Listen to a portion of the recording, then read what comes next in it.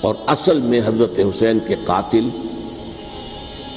وہ کوفی، وہ بزدل، وہ منافق جنہوں نے بیعت کر کے بیعت توڑی۔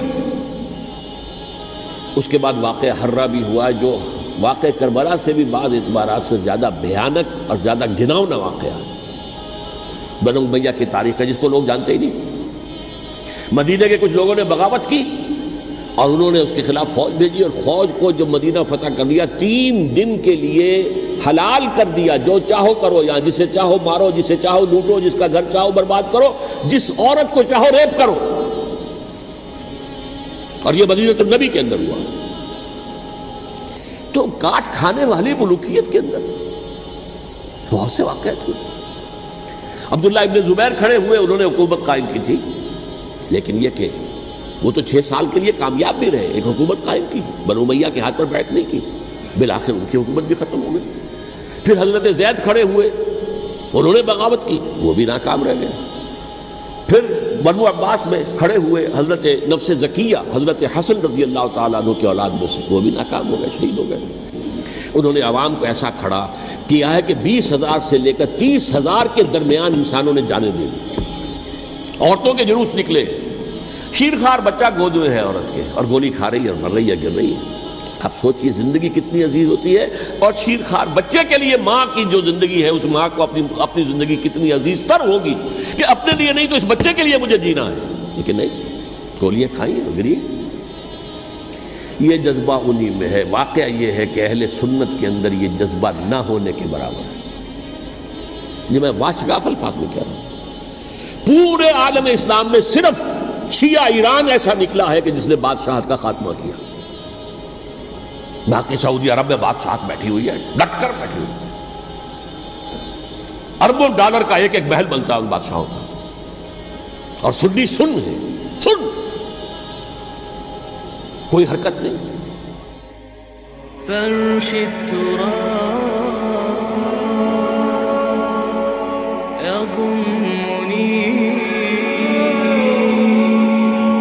وهو غطاء، کہ وہ ایک شخص کا کارنامہ، وہ یہودی فتنہ گر، وہ روح مصدق کا بروز، ہر تباہ ہونے کو ہے اس کے جنون سے تار تار۔ اسی طرح وہ عبداللہ ابن سبا یہودی فتنہ گر۔ آج اہل تشیع میں سے بعض حضرات کہتے ہیں کہ یہ عبداللہ ابن سبا یہ تو افسانوی شخصیت، اس کی حقیقت کوئی تھی ہی نہیں، حالانکہ ان کی اپنی کتاب میں رجال کشی کے اندر اس کا ذکر موجود ہے، اور یہ بھی موجود ہے کہ حضرت علی رضی اللہ تعالیٰ عنہ نے اپنے عہد خلافت میں اسے زندہ جلوایا ہے۔ اس کی وجہ کیا تھی؟ یہ آیا مدینے کے اندر اسلام کا لبادہ اوڑھ کر، اس نے چند عقیدوں کی اشاعت شروع کی۔ سب سے پہلے حضرت علی تو خدا ہیں، گاڈ انکارنیٹ، اوتار کا تصور، جیسے ہندوؤں میں ہے رام چندر جی خدا کا اوتار، اور عیسائیت میں بھی پہلے گاڈ انکارنیٹ کا تصور تھا کہ حضرت مسیح خدا کا اوتار ہے، انکارنیشن آف گاڈ۔ تو اس نے کہا کہ حضرت علی تو خدا کا اوتار ہے، خدا ہے۔ نمبر 2، اس نے کہا کہ ہر نبی کا ایک وصی ہوتا ہے جس کے حق میں وہ وصیت کرتا ہے، تو حضور صلی اللہ علیہ وسلم کے وصی حضرت علی ہیں، لہذا خلیفہ تو اول روز سے حضرت علی ہیں، حضرت ابو بکر، حضرت عمر، حضرت عثمان، یہ تو غاصب ہے، اور حضرت عثمان کی خلافت تھی اس وقت تو خاص طور پر۔ پھر اس نے جو قبائلی عصبیت تھی اسے بھڑکایا۔ پرانی جو عصبیت چل رہی تھی قریش کے اندر، وہ 2 گھرانے ایک دوسرے کے بدے مقابل تھے۔ دیکھیے، ایک ہوتا ہے قبیلہ، ایک ہوتا ہے گھرانہ۔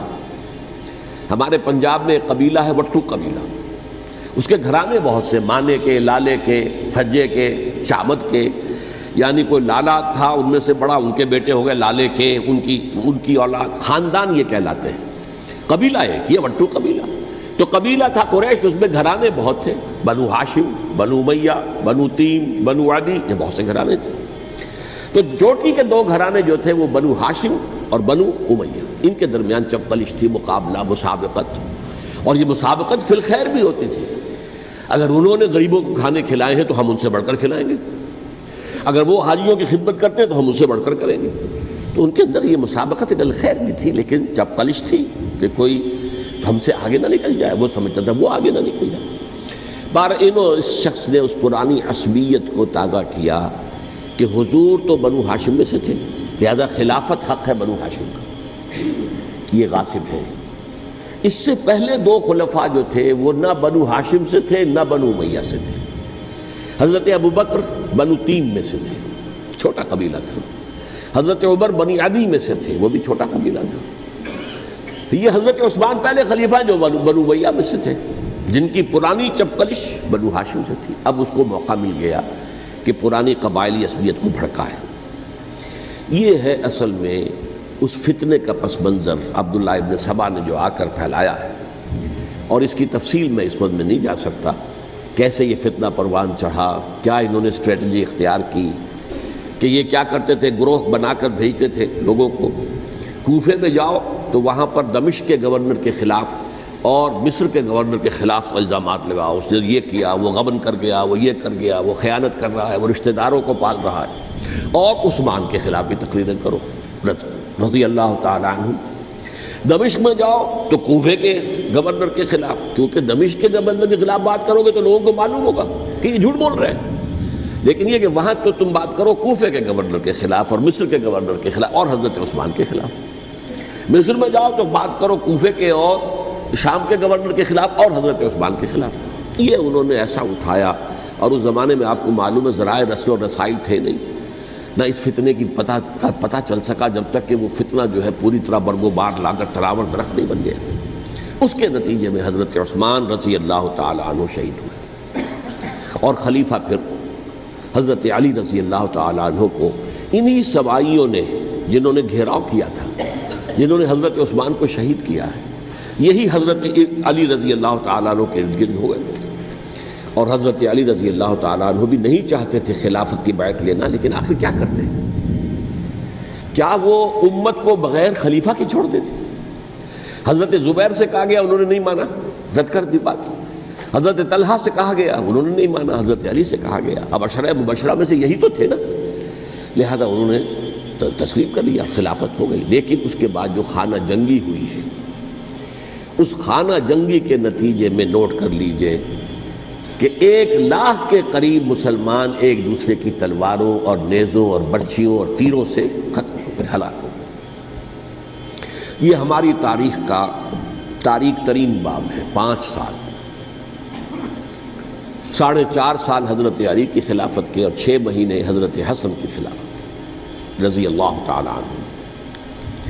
اس سے کیا ہوا کہ ایک طرف تو اسلام کی جو توسیع ہو رہی تھی، تھمتا نہ تھا کسی سے سیل رواں ہمارا، وہ سیلاب رک گیا، انٹرنل سیبوٹاج ہو گئی نا، اب تو اندر ہی آپس ہی میں اگر دست و گریبان ہو گئے تو باہر اب کیا توسیع کرتے ہیں، وہ توسیع کا عمل رک گیا۔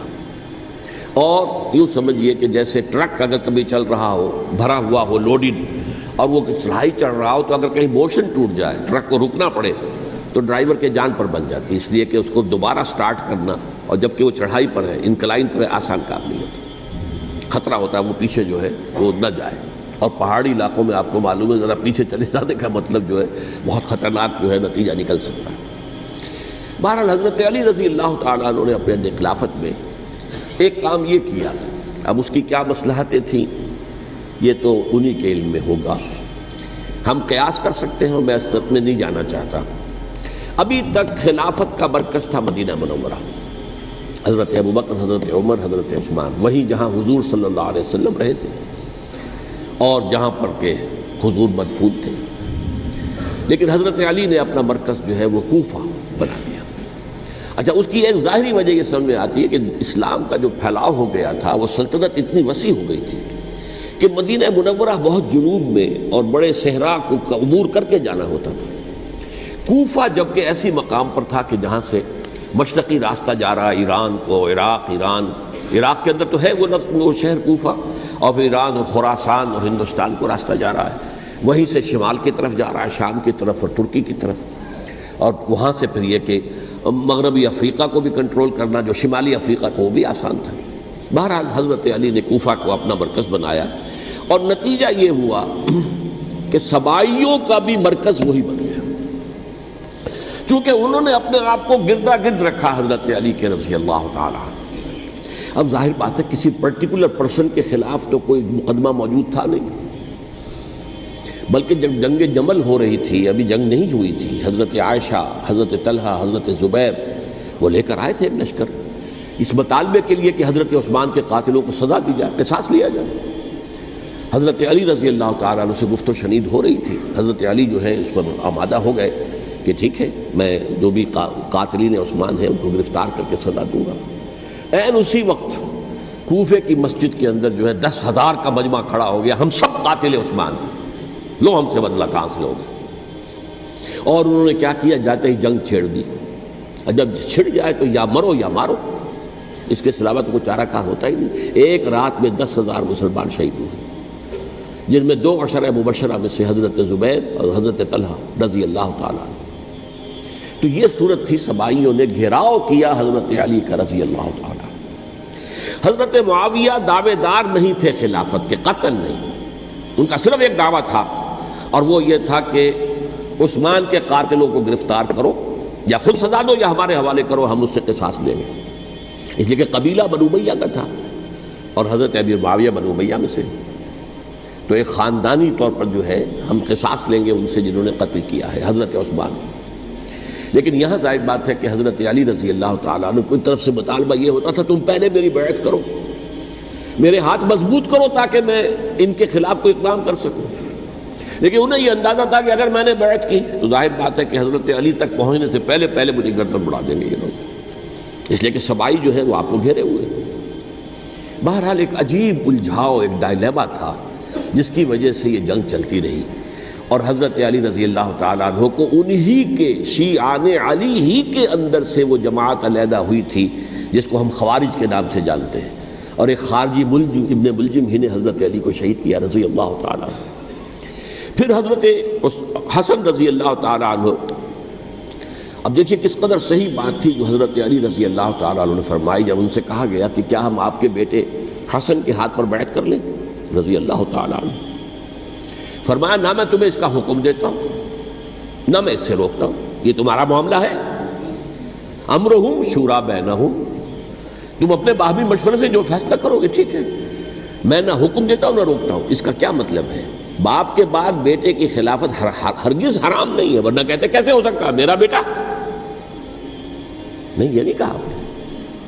حضرت عمر سے بھی کہا گیا تھا کہ اپنے بیٹے کو نامزد کر دیں، عبداللہ ابن عمر کو، تو انہوں نے جواب میں کیا کہا؟ اسے تو طلاق دینی بھی نہیں آتی۔ انہوں نے اپنی کسی زوجہ کو طلاق دی تھی اور اس میں جو صحیح ترین طریقہ ہے وہ اختیار نہیں کیا تھا، انہیں طلاق دینے تک نہیں آتی تو میں اسے خلیفہ بنا دوں۔ یہ نہیں کہا تھا کہ باپ کے بعد بیٹا خلیفہ نہیں ہو سکتا، یہ تو نہیں تھا، کہیں حرام نہیں ہے، نہ کتاب و سنت میں، نہ کوئی حدیث ہے، نہ کہیں قرآن مجید میں۔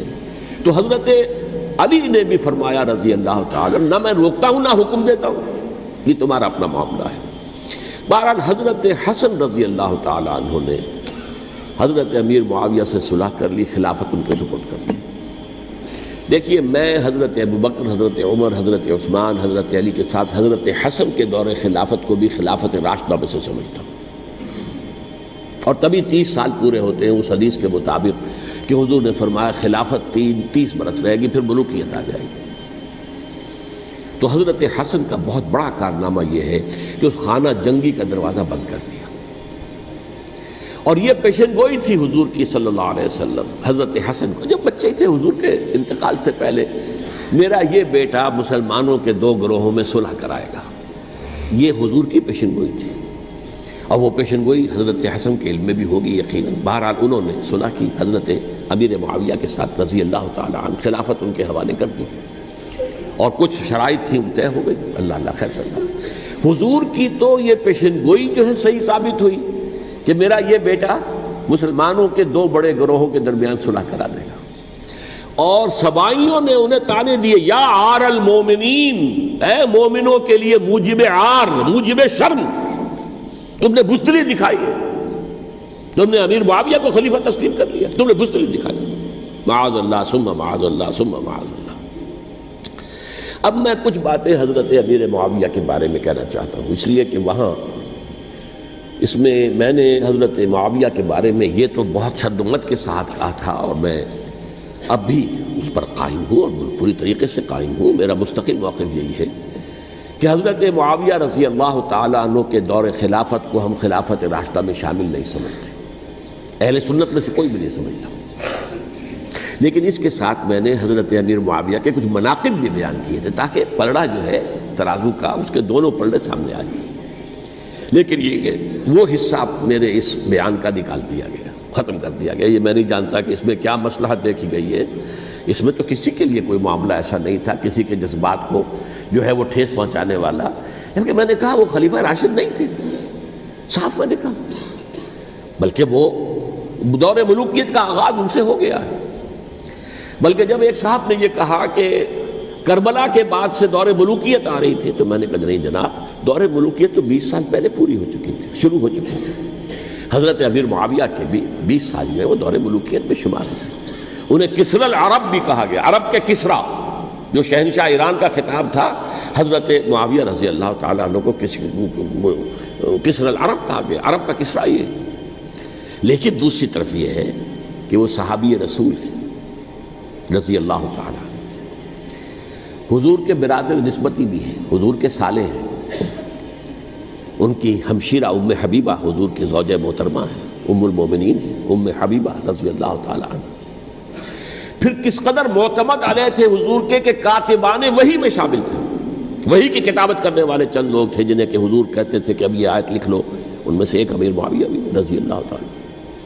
تو بڑے توازن کی ضرورت ہے. دیکھیے صحابہ کرام کا جہاں تک تعلق ہے، اہل سنت کا موقف یہ ہے کہ صحابہ کلہم عدول، صحابہ سب کے سب نیک نیت ہیں اور ان کی روایت جو ہے قبول کی جائے گی، رد نہیں کی جائے گی، ان پر کوئی جرح و تعدیل نہیں ہوگی. اس لیے کہ ان کا تزکیہ محمد رسول اللہ صلی اللہ علیہ وسلم نے کیا تھا. لہٰذا یہ تو ہو سکتا ہے کہ کسی صحابی سے کوئی خطا ہو جائے، لیکن وہ خطا اجتہادی ہوگی، نیت کی خطا نہیں ہوگی، نیت کی غلطی نہیں ہوگی. اگر کسی صحابی کی نیت پر حملہ کیا جائے تو یہ اصل میں طعن ہے، حملہ ہے حضور پر کہ وہ تربیت دے نہیں سکے اپنے ساتھیوں کو. معاذ اللہ ثم معاذ اللہ ثم معاذ اللہ، وہ تزکیہ کر ہی نہیں سکے.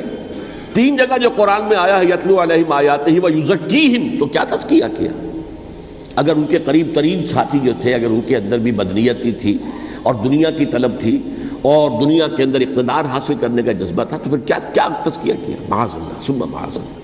لہذا صحابہ سب کے سب عدول ہیں اور ان سے اختلاف ممکن ہے، لیکن ان کی نیت پر حملہ نہیں ہو سکتا.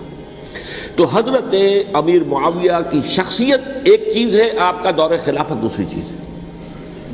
شخصیت کے اعتبار سے صحابی رسول ہیں، برادر نسبتی ہیں حضور کے صلی اللہ علیہ وسلم. اور پھر یہ کہ اس قدر معتمد علیہ ہے صحابہ میں سے کہ وہ کاتبان وحی، یہ عام آدمی کے کرنے کا کام نہیں تھا جو وحی کی کتابت کرے، اللہ کے کلام کی. البتہ یہ ہے کہ جیسا کہ میں نے عرض کیا، ان کا دور خلافت راشدہ نہیں ہے، وہ ملوکیت کا دور ہے. یہ میں نے جیسا کہ عرض کیا، میں نے ایک صاحب نے جب یہ کہا کہ ملوکیت شروع ہو رہی تھی، میں نے کہا شروع نہیں ہو رہی تھی، ملوکیت تو 20 سال پہلے شروع ہو چکی تھی. اسی طریقے سے ایک صاحب نے کہا تھا کہ اسلام کو قائم کرنے کے لیے حضرت حسین میدان میں آئے. میں نے کہا یہ بھی غلط ہے، اسلام تو 60 سال پہلے قائم ہو چکا تھا. نبی اکرم صلی اللہ علیہ وسلم کے دست مبارک سے اسلام قائم ہو گیا. جاء الحق وزهق الباطل ان الباطل کان زهوقا. پھر 30 برس تک وہ کامل شکل کے اندر قائم رہا. تو اسلام جو ہے وہ جو ہے در حقیقت اب قائم کرنے والی بات نہیں تھی. البتہ اس کے اندر زوال شروع ہو گیا تھا. اس زوال کے عمل کو روکنے کے لیے حضرت حسین میدان میں آئے. یہ ایک چیز کو صحیح تاریخی پرسپیکٹو میں رکھنا. تو جس طرح سے دین کو قائم کرنے کے لیے نہیں، قائم تو کیا محمد رسول اللہ صلی اللہ علیہ وسلم والذین معہ رضی اللہ تعالیٰ عنہ، انہوں نے کیا تھا. ہاں اب جو ہے وہ اپنی اس شاندار حیثیت سے نیچے گرنے لگا تھا. وہ میں بعد میں عرض کروں گا کہ میں نے اسے کیا عرض کیا تھا کہ یہ اس زوال کو روکنے کے لیے کسی طریقے سے یہ اپنی اصل حقیقت میں قائم رہے. یہ حضرت حسین رضی اللہ تعالیٰ عنہ کی سعی تھی. اچھا، حضرت امیر معاویہ کے جو 20 سال ہیں وہ پورے امن، سکون، اطمینان، کوئی جھگڑا، کوئی فساد، کوئی اختلاف، کوئی باہمی خاندانی، کچھ 20 سال. یہ بھی تاریخ کی بڑی چشم کشا حقیقت ہے جو عام طور پر لوگوں کے علم میں نہیں ہے. سبائی بھی دبکے رہے. حضرت امیر معاویہ کی حکومت اتنی مضبوط تھی، کنٹرول، کہ ان کو کچھ سر اٹھانے کا موقع نہیں ملا. موجود تھے، دبکے رہے. جیسا کہ میں نے کہا ریولوشن کے آخری مرحلے پر آ کر جو مخالفین ہیں وہ دب جاتے ہیں کہ پھر دیکھیں گے موقع ملے گا تو پھر لیں گے ان سے حساب کتاب۔ 20 سال رہے ہیں پورے امن کے، 10 سال کے بعد یعنی درمیان میں ہے حضرت امیر معاویہ کا عہد خلافت۔ ایک صحابی جو کہ بزرگ صحابہ میں سے ہیں، مغیرہ ابن شعبہ رضی اللہ تعالی عنہ، وہ آتے ہیں اور وہ کہتے ہیں کہ دیکھیے امیر المومنین، کتنی بڑی خانہ جنگی رہی تھی مسلمانوں کی آپس میں، اور اب بھی اگر آپ کسی کو نامزد کیے بغیر چھوڑ گئے امت کو تو پھر خانہ جنگی ہو جائے۔ 1 لاکھ اس وقت جو ہے وہ ہلاک ہوئے تھے، نہ معلوم اب کتنے ہلاک۔ لہٰذا آپ اپنی زندگی ہی میں نامزد کر دیجئے کسی کو خلیفہ، ولی عہد بنا دیجئے۔ حضرت امیر معاویہ نے ابتداءً جو ہے انکار کیا نہیں، لیکن ان کے دلائل ایسے تھے وزنی، اور میں سمجھتا ہوں کہ وہ بات صحیح تھی جو مغیرہ ابن شعبہ نے کہی، اس لیے کہ اب صحابہ کرام میں سے جو کبار صحابہ تھے وہ تو سب دنیا سے رخصت ہو چکے تھے۔ اب تو یا صغار صحابہ رہ گئے تھے جو حضور کے زمانے میں بچے تھے، حضرت حسن، حضرت حسین، عبداللہ ابن زبیر، یہ بچے ہی تھے نا، یا تو وہ تھے، اور یا بالکل نو مسلم تھے، اور نو مسلموں میں بڑی تعداد وہ تھی جو ایرانیوں کی تھی، شامیوں کی تھی، ادھر کی تھی، ادھر کی تھی، تو ان کو تو ظاہر بات ہے کہ تربیت نبوی سے کیا خلافت راشدہ سے بھی اکثر و بیشتر کو کوئی حصہ ملا ہی نہیں۔ تو اس صورت میں اب وہ اعلیٰ ترین معیار پر حکومت کے نظام کو قائم کرنا ممکن نہیں ہے۔ کوئی قبائلی عصبیت جب تک حکومت کی پشت پر نہیں ہوگی، حکومت مستحکم نہیں ہوگی۔ یہ گویا کہ ایک جس کو کہتے ہیں کہ حقیقت بینی، واقعیت پسندی، ایک آئیڈیلزم ہے اور ایک ریئلزم ہے کہ آپ فیکٹس آن دی گراؤنڈ کو غور کریں، سوچیں اس کے اوپر اور پھر کوئی فیصلہ کریں۔ اس اعتبار سے پھر حضرت امیر معاویہ نے بات مان لی اور بیعت لے لی لوگوں سے حضرت یزید کے لیے کہ یہ خلیفہ ہوں گے میرے بعد، اس کو ولی عہدی کہتے ہیں۔ اچھا، اس وقت 5 افراد ایسے تھے کہ جنہوں نے اس سے اختلاف کیا، یہ بات بہت اہم ہے۔ میرا کتابچہ ہے سانحہ کربلا، اس کے کچھ نسخے آج یہاں ہوں گے، آپ لوگ پڑھیے اسے غور سے اور پھیلائیے تاکہ حقیقت سامنے آئے۔ 5 افراد کون تھے جو ہونے چاہیے؟ ابو بکر فوت ہو گئے، ان کے بیٹے عبد الرحمن ابن ابی بکر۔ عمر فوت ہو گئے، ان کے بیٹے عبداللہ ابن عمر۔ عباس فوت ہو گئے، ان کے بیٹے عبداللہ ابن عباس۔ زبیر فوت ہو گئے، ان کے بیٹے عبداللہ ابن زبیر۔ اور حضرت حسن جو ہے ان کا انتقال ہو چکا تھا، حضرت علی کے بیٹے حضرت حسین رضی اللہ تعالیٰ عنہ مجمعین۔ حضرت حسن کے بارے میں ایک فریق کا کہنا یہ ہے کہ انہیں زہر دے کر ہلاک کیا گیا، اہل تشیع کا قول یہ ہے، جبکہ اہل سنت کہتے ہیں کہ نہیں، وہ اپنی جو بھی طبی موت تھی اس سے ان کی وفات۔ لیکن میں اس میں نہیں جانا چاہتا، اس لیے کہ یہ مائکرو ہسٹری جو ہے نا، وہ تو ایک ایک واقعے کے لیے ادھر کی روایات کیا ہیں، ادھر کی کیا ہیں، ان کے پاس کیا دلائل، یہ تو کسی ریسرچ اسکالر کا موضوع ہے، میرا موضوع نہیں ہے۔ لیکن بہرحال یہ 5 حضرات تھے جنہوں نے ولی عہدی کی بیعت نہیں کی، لیکن حضرت معاویہ اتنے حلیم الطبع انسان تھے، انہوں نے جبر نہیں کیا، کوئی تشدد نہیں کیا۔ ٹھیک ہے، ولی عہدی کی بیعت نہیں کر رہے، کوئی بات نہیں، میری بیعت تو کی ہوئی ہے نا، ابھی تو میں زندہ ہوں، بات ختم ہو گئی، میری بیعت کو تو نہیں توڑا انہوں نے، فسخ بیعت نہیں کی۔ اس اعتبار سے انہوں نے نہ کوئی تشدد کیا، نہ جبر کیا، نہ کوئی مواخذہ کیا۔ لیکن جب امیر معاویہ کا انتقال ہو گیا، اب ولی عہدی کی بجائے وہ اب خلافت کی بیعت ہوئی، سب لوگوں نے بیعت کر لی۔ ان 5 میں سے ایک فوت ہو چکے تھے، حضرت عبد الرحمن ابن ابی بکر فوت ہو چکے رضی اللہ تعالی۔ 4 تھے، ان 4 میں ایک اختلاف ہوا۔ 2 کی رائے یہ تھی، عبداللہ ابن عمر، عبداللہ ابن عباس، کہ اگرچہ یہ کام غلط ہوا ہے، اسلام کی روح کے منافی ہوا ہے، یہ بادشاہت کی بنیاد پڑ رہی ہے، لیکن یہ بات ایسی نہیں ہے کہ اس کی بنا پر ہم خانہ جنگی شروع کروا دیں، امت کے اندر خون خرابہ کروائیں، فساد کروائیں۔ لہذا انہوں نے بیعت کر لی۔ اب کوئی اگر یہ کہے معاذ اللہ کہ وہ بک گئے تھے یزید کے ہاتھوں، معاذ اللہ ثم معاذ اللہ، وہی بات آپ اختلاف کر سکتے ہیں کہ انہیں نہیں کرنی چاہیے تھی، یہ کوئی رائے رکھے، مجھے اختلاف نہیں، لیکن ان کی نیت پر حملہ کریں گے تو حملہ محمد رسول اللہ پر ہوگا صلی اللہ علیہ وسلم۔ عبداللہ ابن عمر کون ہے؟ کتنی حدیثیں ان سے جو ہے وہ منقول ہیں۔ عبداللہ ابن عباس کون ہے؟ جنہیں حضور نے جو ہے جن کے لیے دعا کی تھی، اے اللہ فقہہ فی الدین وعلمہ التاویل، اے اللہ اس نوجوان کو دین کا فہم عطا کر اور قرآن کی تعویل اور تفسیر کا علم عطا کر۔ حبر الامہ کہلاتے ہیں۔ وہ کہیں پیسوں اور ٹکوں کے عوض بک جانے والے نہیں تھے، انہوں نے امت کی مصلحت دیکھی، نیت جو ہے اس پر حملہ نہ کیجئے، البتہ اختلاف کا حق آپ کو حاصل ہے۔ دو حضرات جو ہے ڈٹے رہے کہ نہیں، ہمیں کم وقت میں ریزسٹ کرنا ہے۔ عبداللہ ابن زبیر عمر کے اعتبار سے وہ بڑے ہیں، مسلمانوں میں سب سے پہلے ولادت مدینے میں جا کر جو ہوئی ہے وہ عبداللہ ابن زبیر کی ہوئی ہے۔ ہجرت کر کے جب مہاجرین وہاں پہنچے، کچھ عرصے تک کسی کے ہاں کوئی اولاد نہیں ہوئی، تو لوگوں نے تانے دینے شروع کر دیے کہ معلوم ہوتا ہے کہ یہاں آ کر یہ مکے کے رہنے والے جو ہیں کمزور ہو گئے ہیں، ان کے ہاں اولاد ہی نہیں ہو رہی۔ پھر عبداللہ ابن زبیر کی ولادت ہوئی ہے، یہ حضرت ابو بکر کے نواسے ہیں، حضور کی زوجہ محترمہ حضرت عائشہ کی بہن، حضرت دیکھیے ابھی نام نکل گیا ہے جی، حضرت اسماء رضی اللہ تعالی عنہما، یہ ان کے صاحبزادے ہیں، حضرت زبیر کے بیٹے۔ ان کا فیصلہ ہوا کہ ہمیں ریزسٹ کرنا ہے کم وقت میں، ایٹ اینی کاسٹ۔ حضرت حسین ابن علی رضی اللہ تعالی عنہما کا بھی فیصلہ ہوا کہ ہمیں ریزسٹ کرنا ہے کم وقت میں۔ البتہ ان میں بھی ایک اختلاف ہو گیا، یعنی یہ دو تو جڑے رہے، ان دو میں اختلاف ہو گیا۔ عبداللہ ابن زبیر کا کہنا یہ تھا کہ ہمیں حجاز میں رہنا چاہیے، یہ سرزمین ہے جس میں نبوت کی برکات سب سے زیادہ ہیں، یہاں ہم مضبوط قلعے کے اندر ہیں، ہمیں یہاں سے جو ہے ریزسٹ کرنا چاہیے اور ختم کرنا چاہیے اس نظام کے اندر جو خرابی آ گئی ہے اس کو۔ حضرت حسین رضی اللہ تعالیٰ عنہ کے پاس خطوط کا تانتا بنا ہوا تھا، کوفے سے لوگ خط لکھ رہے تھے، آئیے آئیے آئیے، ہم آپ کے ہاتھ پر بیعت کریں گے، ہم آپ کے ہاتھ پر بیعت کریں گے، ہم آپ کے ہاتھ پر بیعت کریں گے۔ یہی وہ کوفہ جو حضرت علی کا دارالخلافہ رہا تھا اور جو پھر سبائیت کا گڑھ بن گیا تھا۔ چنانچہ حضرت حسین نے حضرت مسلم بن عقیل کو بھیجا وہاں پر کہ میرے نمائندے کی حیثیت سے جا کر وہاں پر بیعت لو۔ 10-12 ہزار افراد نے بیعت کر لی، لیکن اس کے بعد یزید کی طرف سے گورنر بنا کے بھیجا گیا ابن زیاد کو۔ ابن زیاد نے آ کر جو تشدد کیا اور سختی کی تو سب کے سب بیعت توڑ کر اور سب منحرف ہو گئے۔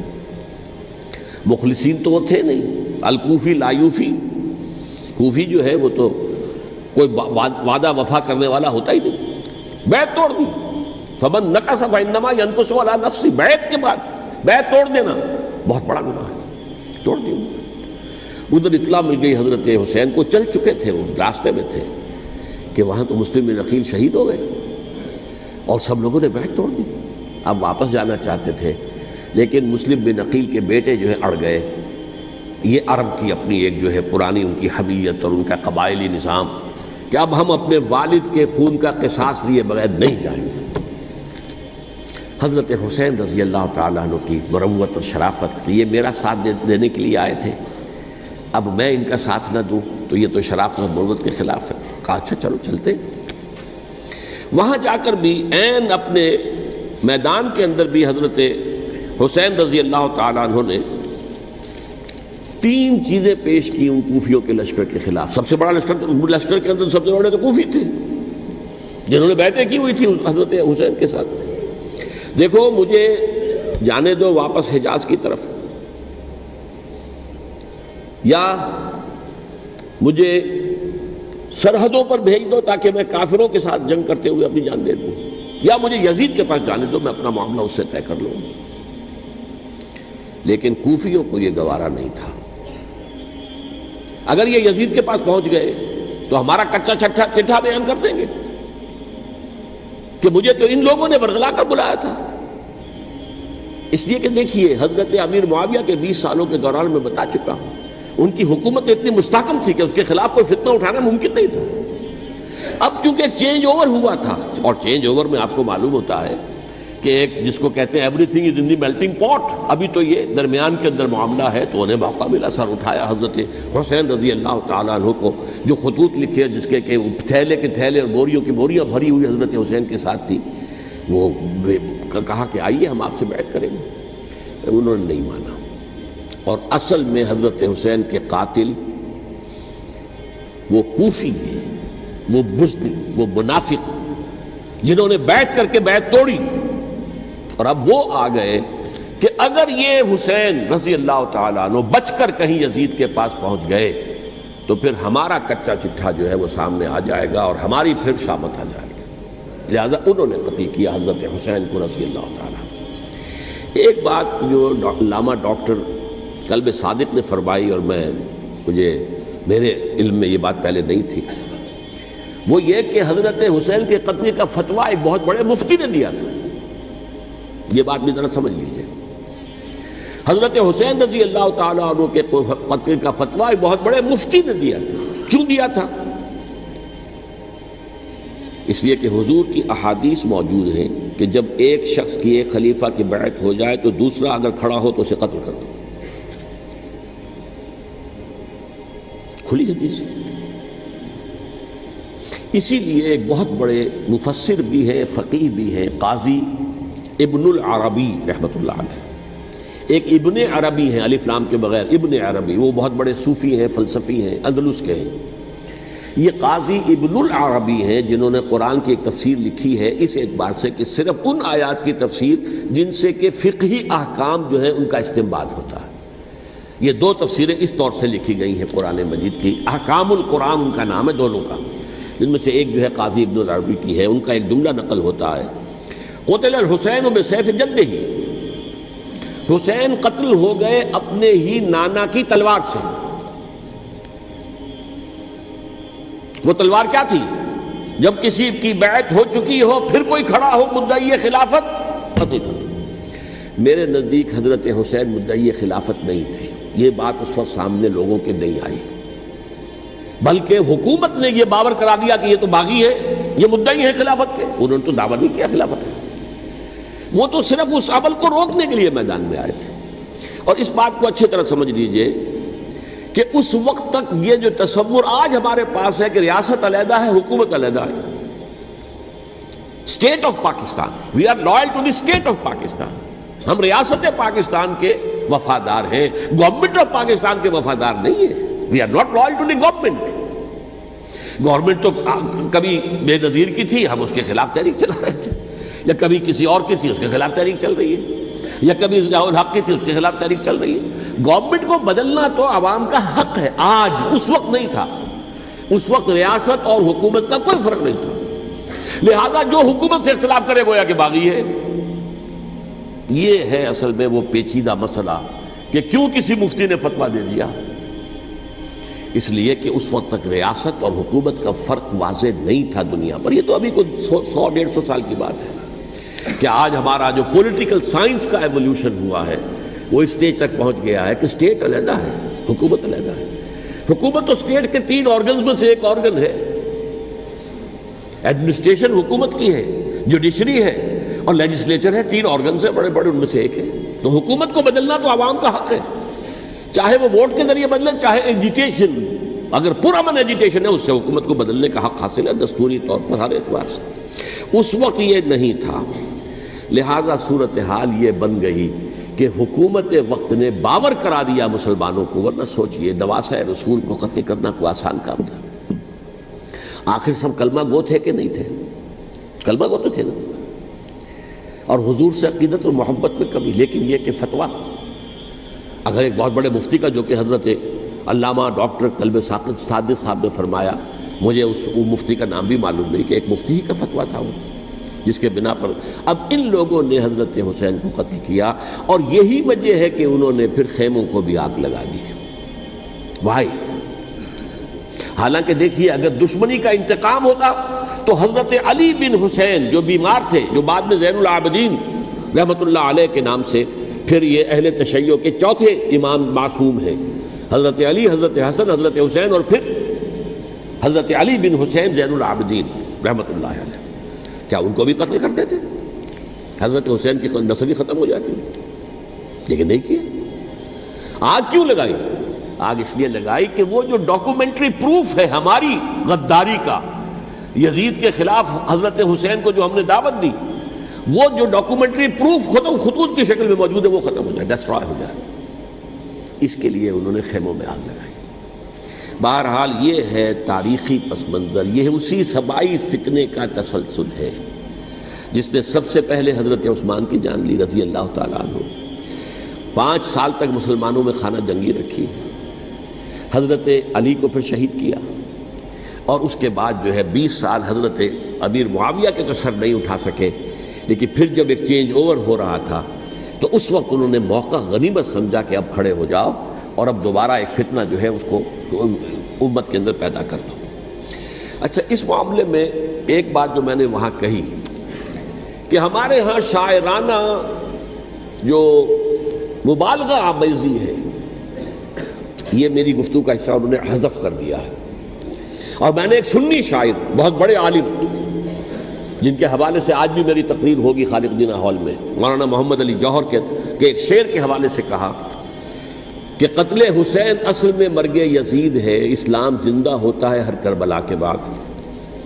میں نے کہا بالکل محمل شعر ہے، اسلام مرا ہی نہیں تھا، زندہ ہونے کا کیا سوال. اور اگر کسی درجے میں مزمحل یا زخمی ہوا تھا تو وہ تو رہا، کربلا کے بعد بھی رہا، یزید کی حکومت بھی رہی، بنو امیہ کی حکومت بھی چلی، کوئی تبدیلی تو نہیں آئی. یہ کیا کہہ رہے ہیں، اسلام زندہ ہوتا ہے کربلا کے بعد؟ میں نے کہا اسلام مرا نہیں تھا. جیسے میں نے یہ کہا کہ ملوکیت جو ہے وہ اب شروع نہیں ہوئی، ملوکیت تو 20 برس پہلے شروع ہو چکی تھی حضرت امیر معاویہ کے، لیکن ظاہر بات ہے کہ حضرت حسن نے، حضرت حسین نے اس کو قبول کیا، اور حضرت حسین نے تو پھر 10 سال تک ولی عہدی جو تھی چاہے بیعت نہیں کی، لیکن اس کے خلاف میدان میں آ کر چیلنج تو نہیں کیا. اس اعتبار سے یہ معاملہ جو ہے اسلام زندہ ہوتا ہے کربلا کے بعد، یہ بے تکی بات ہے. ہاں، حضرت شاہ اسماعیل شہید رحمۃ اللہ علیہ کی اگر میں تشبیہ کو، تمثیل کو سامنے رکھوں تو اسلام کی عمارت 6 منزلہ ہے، 6ٹھی منزل ٹاپ کی وہ گر گئی، 5 منزلیں انٹیکٹ تھیں، اسلام مرا نہیں تھا. عدالت میں شریعت کے مطابق فیصلے ہو رہے تھے، قاضی تھے، مفتی تھے، شریعت نافذ تھی، اسلام کہاں مرا تھا. جبکہ خود کہہ رہے ہیں علامہ کلب صادق کے ایک مفتی کے فتوے سے حضرت حسین کو قتل کیا گیا. اب وہ مفتی کی رائے، اس کی بدنیتی ہو، جو بھی ہو، وہ جانے، اللہ جانے، لیکن عام مسلمان کیا کریں. اس پہلو سے اسلام مرا نہیں تھا. ہاں، ایک منزل گر گئی تھی، وہ گری رہی، 1000 برس تک گری رہی، یہاں تک کہ آ کر مغربی امپیریلزم نے اس کے گرایا، ملوکیت کا معاملہ ختم کیا، اور وہ جبرین ملوکیت دوسری آ گئی.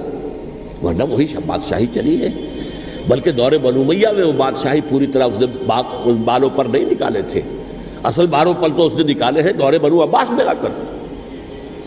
اور پھر سلاطین جو ہے ترک، جو ترک خلفاء ہے، ان کا بھی بادشاہت تھی، اور کیا تھا، وہ خلافت تو نہیں تھی. تو یہ تو اسلام میں جو بھی نقص واقع ہو گیا تھا، کبھی واقع ہو گئی تھی، وہ جو کی تو برقرار رہی. اس کو بھی تسلیم کیا. میں اللہ کا شکر ادا کر کے کہتا ہوں کہ دونوں حضرات، دونوں شیعہ دانشور اور بڑی اعلیٰ سطح کے جو شیعہ عالم تھے، انہوں نے اس بات کو تسلیم کیا اور میری اس بات کو چیلنج نہیں کیا.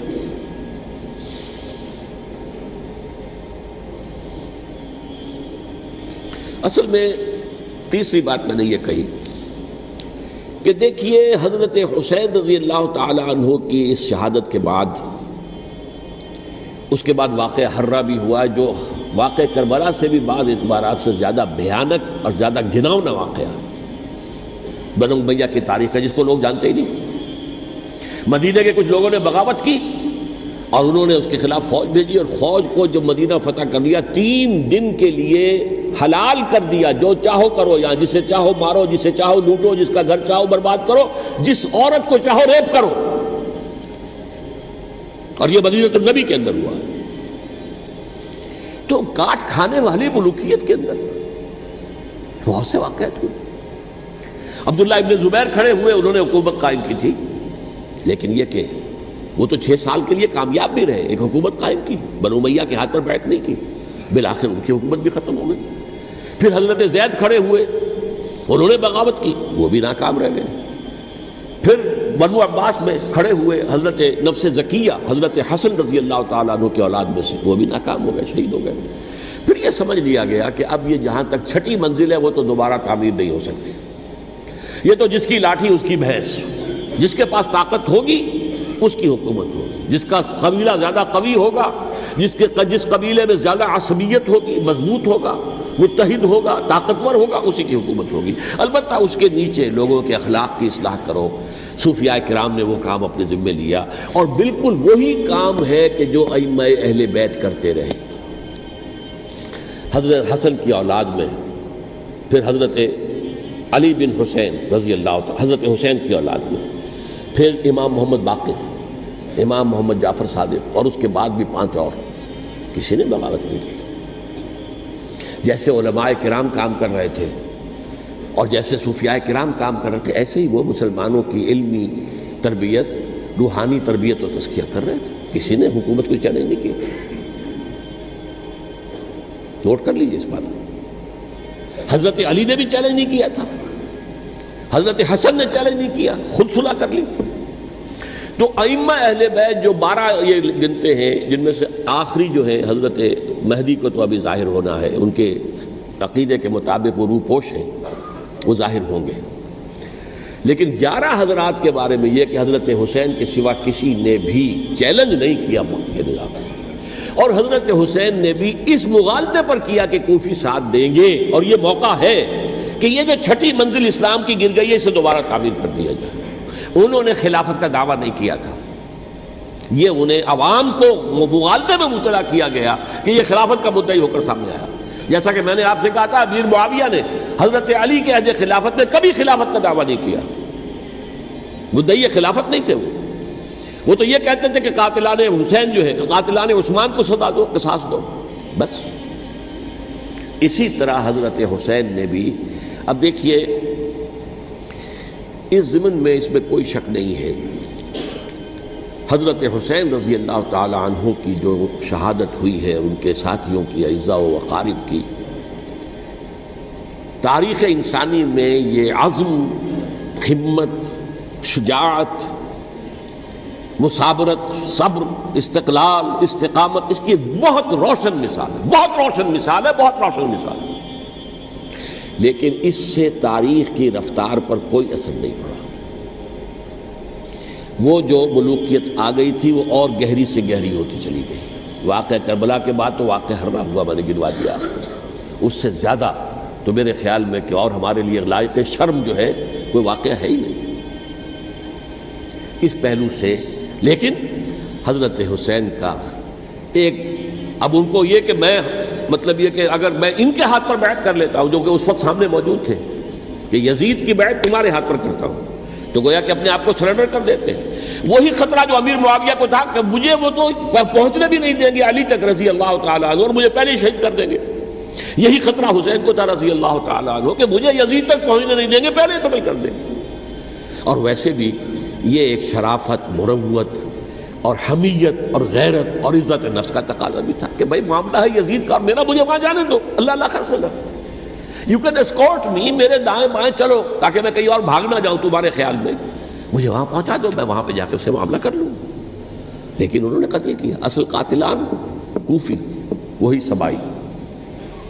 البتہ یہ ہے کہ اس واقعے کی جو یادگار ہے، اس میں کوئی شک نہیں ہے کہ اس نے مسلمانوں میں سے ایک گروہ کے دل میں قربانی اور شہادت کا جذبہ بہت پیدا کیا، اس میں کوئی شک نہیں۔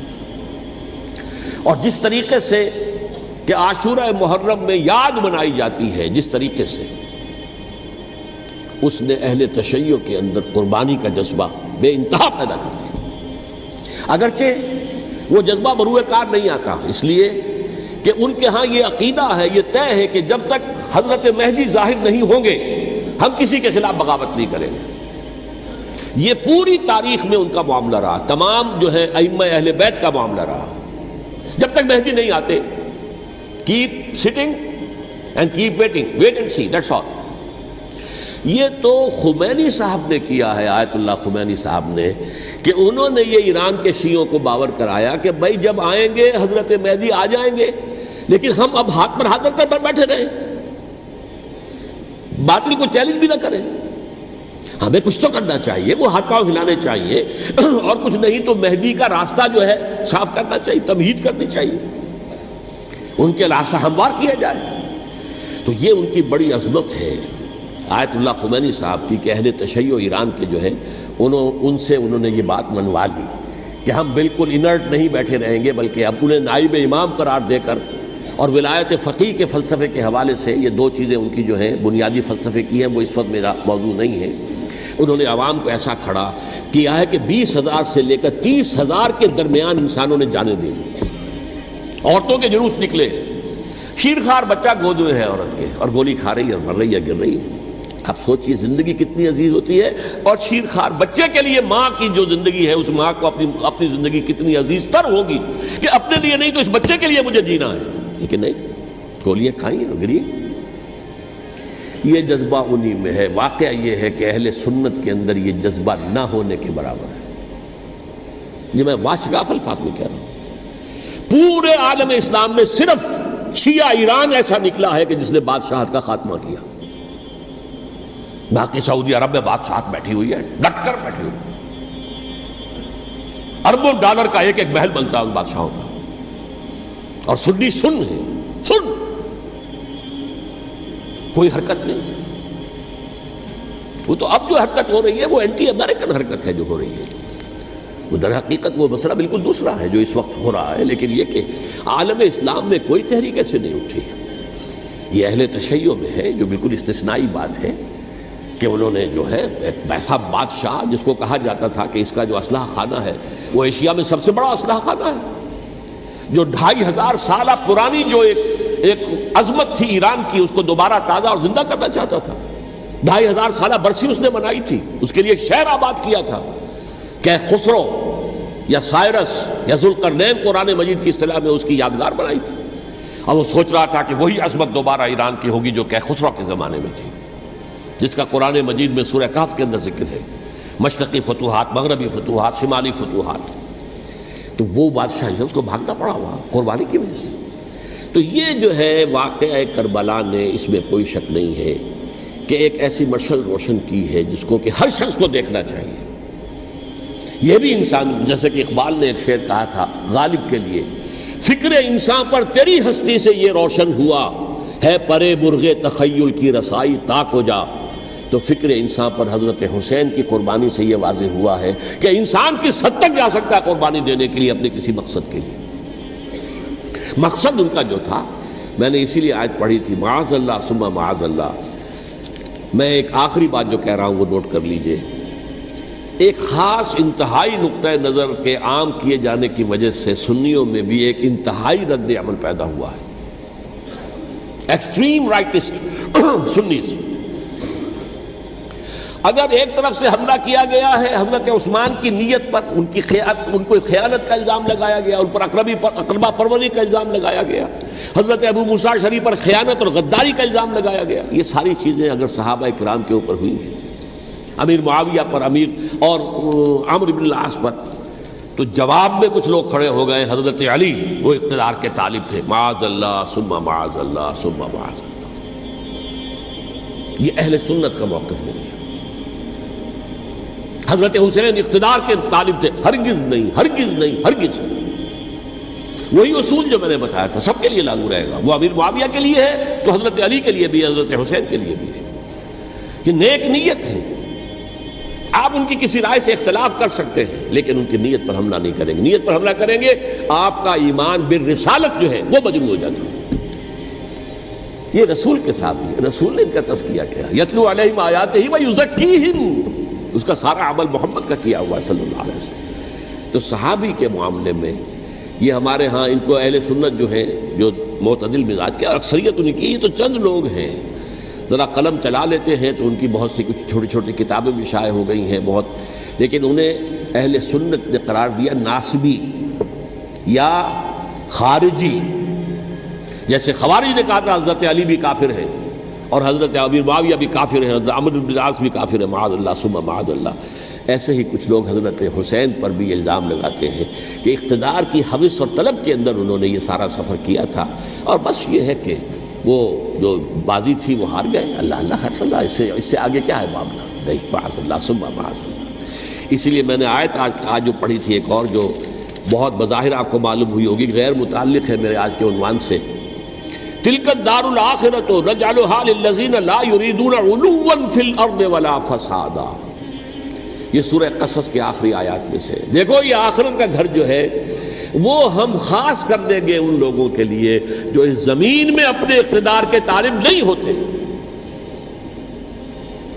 زمین میں اقتدار کے طالب ہوگے فساد ہو جائے گا. تم بھی طالب میں بھی طالب، جھگڑا ہوگا، لڑائی ہوگی، دنگا ہوگا، فساد ہوگا. تلک الدار الآخرۃ نجعلھا للذین لا یریدون علوا فی الارض ولا فسادا. جو لوگ زمین میں اپنے اقتدار کے طالب اور اس کے نتیجے میں فساد پیدا کرنے والے نہیں ہیں، ان کے لیے ہم نے آخرت کا گھر خاص کیا ہے. والعاقبۃ للمتقین، اور عاقبت جو ہے، انجام کار، آخرت جو ہے وہ تو متقیوں کے لیے ہے. اسی میں آئیں گے سب صحابہ کرام، خواہ وہ حضرت علی ہیں رضی اللہ تعالیٰ عنہ، اور خواہ وہ حضرت امیر معاویہ ہیں، حضرت عثمان ہیں رضی اللہ تعالیٰ عنہما، خواہ حضرت حسن ہیں، حضرت حسین ہیں رضی اللہ تعالیٰ عنہما، خواہ عبداللہ ابن زبیر ہیں، خواہ عبداللہ ابن عباس ہیں، خواہ عبداللہ ابن عمر ہیں رضی اللہ تعالیٰ عنہم اجمعین. اس اصول کو سامنے رکھ کر اختلاف آپ کر سکتے ہیں کسی سے بھی، لیکن کسی کی نیت پر حملہ کریں گے تو اصل میں آپ کا ایمان بالرسالت مجروح ہو جائے گا. علی کو نبی اکرم صلی اللہ علیہ وسلم نے اپنا نائب بنا کر چھوڑا تھا جب غزوہ تبوک میں جا رہے تھے مدینے میں. حضرت علی نے کہا بھی کہ مجھے آپ عورتوں کے ساتھ بٹھا کے جا رہے ہیں. فرمایا تمہارا مقام میرے ساتھ وہی ہے جو موسیٰ کے ساتھ ہارون کا تھا. ہارون کو چھوڑ کر گئے تھے نا یہودیوں کے پاس جب گئے تھے تورات لینے کے لیے، تو تمہارا وہی مقام ہے میرے ساتھ. تو یہ حضرت علی ہے رضی اللہ، ان کے بارے میں میرا، ان کی کیا عظمت میری نگاہ میں. تو یہ 3 کتابچے ہیں، مجھے نہیں معلوم تیسرا یہاں ہے یا نہیں ہے. بہرحال آپ لوگوں کو ریکمینڈ کر رہا ہوں کہ ان کا مطالعہ کریں. اب یہ کہ آخری بات یہ کہ اصل ہمارے کرنے کا کام کیا ہے. دیکھیے کیوں نہیں کیا کسی نے بھی خروج کا معاملہ وہ میں واضح کر چکا ہوں. بغاوت نہیں کی. کیوں؟ ایک تو ریاست اور حکومت میں فرق نہیں تھا. ذرا کھڑا ہو اور وہ باغی قرار پائیں گے، واجب القتل ہو جائیں گے، فتوے کی زد میں آ جائیں گے. یہ معاملہ تھا. اور دوسرے یہ کہ عمارت پوری گری نہیں تھی، ایک منزل گری تھی. آج ہم کہاں کھڑے ہیں؟ پوری عمارت گری ہوئی ہے. نہ شرعی عدالتیں ہیں، نہ شرعی فیصلے ہیں، نہ احکام الہی نافذ ہیں، نہ حدود اور قصاص کے معاملات، کچھ بھی نہیں. ہمارا فرض کیا ہے؟ حضرت حسین کی مدح کرتے رہیے، تعریف کرتے رہیے، صحابہ کرام کی مدح کرتے رہیے، مدح صحابہ، اس کے لیے مجلسیں قائم ہو رہی. بھائی کر کیا رہے ہو؟ تھے تو آبا وہ تمہارے ہی، مگر تم کیا ہو؟ ہاتھ پر ہاتھ دھرے منتظر فردا ہو. تلک امۃ قد خلت لہا ما کسبت ولکم ما کسبتم. وہ تو ایک امت تھی جو چلی گئی، اللہ کے ہاں پہنچ گئے. جو کچھ انہوں نے کمایا وہ ان کے لیے، تمہارے لیے نہیں ہے. تمہارے لیے وہ ہوگا جو تم کماؤ. ہمارے لیے راستہ اب یہی ہے کہ خلافت راشدہ کے مکمل نظام کو اثر نو قائم کرنے کے لیے منہج انقلاب نبوی کو اختیار کریں. میری کتاب اس پر، کیسٹس اس پر، آڈیو کیسٹس، ویڈیو کیسٹ، سی ڈیز، نہ معلوم ڈی وی ڈی، سب کچھ موجود. سیرت النبی پر تو میں عرض کر چکا ہوں. فلسفہ سیرت النبی سمجھنا ہے تو میری کتاب پڑھیے، ورنہ سیرت النبی آپ پڑھ لیں گے، واقعات معلوم ہو جائیں گے، فلسفہ سیرت سامنے نہیں آئے گا. اس کا آپ مطالعہ کریں گے میری کتاب سے. اور دوسرے یہ کہ یہ خلافت قائم کرنے کے لیے جو جد و جہد ہم کر رہے ہیں، تحریک خلافت پاکستان جس کا میں داعی ہوں ادنا سا، وہ تنظیم نہیں ہے، میں اس کا امیر نہیں، وہ ایک تحریک ہے. جیسے تحریک پاکستان کہلاتی تھی جس کی تنظیم تھی مسلم لیگ، پارٹی کا نام مسلم لیگ تھا، لیکن تحریک پاکستان. اس طرح تحریک خلافت پاکستان وہ ہم نے چلائی ہے تنظیم اسلامی کے تحت. یہ خلافت جب پہلی چلی تھی آج سے 84 سال قبل، نومبر 1921 میں خالد دینہ ہال میں وہ مقدمہ چلا تھا، جس کے نتیجے میں بڑے بڑے جو لیڈر تھے ہمارے، مولانا محمد علی جوہر اور مولانا حسین المدنی اور مولانا ابوالکلام آزاد، ان سب کو 2 سال کی قید کی سزا سنائی گئی تھی. بغاوت، مقدمہ بغاوت، یہ خالد دینہ ہال. اسی میں سن 91 یا 92 میں میں نے 3 دن تقریریں کی تھیں، جن میں آج سے پھر میں 3 تقریریں کرنے والا ہوں. ایک آج شام کو، ایک کل شام کو رات 9 بجے، آج بھی کل بھی، ایک پرسوں اتوار کی صبح کو 10 بجے ہے کیا 11 بجے. تو ان میں آپ حضرات شرکت فرمائیں تاکہ اصل جو ہمارے کرنے کا کام ہے، تاریخ کو بھی سمجھنا چاہیے. تاریخ کے عوامل کیا ہیں، کیا پس پردہ عوامل کار فرما تھے، کیا کسی شے کی اصل حقیقت ہے، وہ سمجھنا چاہیے. لیکن یہ ہے کہ اس اعتبار سے میں نے جب یہ لفظ استعمال کیا تھا اس مذاکرے میں لپ سروس، کہ یہ ہم صرف لپ سروس کرتے رہیں، مدح کے بیان کرتے رہیں، منقبت بیان کرتے رہیں، حضور کی نعتیں کہتے رہیں، اس سے تو بات نہیں بنے گی جب تک کہ وہ فرض منصبی شہادت علی الناس کا جو ہمارے ذمے ہے بحیثیت امت محمد صلی اللہ علیہ وسلم اس کو ادا نہ کریں۔ مجھے خوشی ہے کہ اس کی بھی تائید دونوں حضرات نے کی، ہاں یہ لپ سروس کا معاملہ ہے۔ اللہ تعالی حضرت حسین کے نقش قدم پر چلتے ہوئے، بلکہ اصل میں تو ہمارے لیے اسوہ رسول ہے محمد صلی اللہ علیہ وسلم کا، اس پر چلتے ہوئے ہم پاکستان میں اسلام کا نظام خلافت قائم کرنے کی جد و جہد کریں۔